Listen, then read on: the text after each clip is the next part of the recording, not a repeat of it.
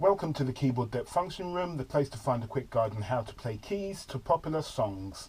Today, Shake a Tail Feather by the US legendary musician Ray Charles, from the iconic movie The Blues Brothers, which was released in 1980.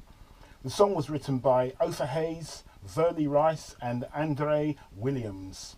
The Five Dutones originally released this song as a single in 1963.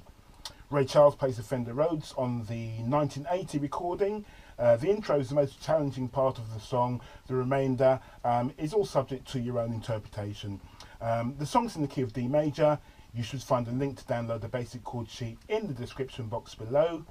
Please remember to like, share and subscribe if you find these videos helpful. And hit the bell for instant notifications of uploads. Okay, so here's an example of how I might play it.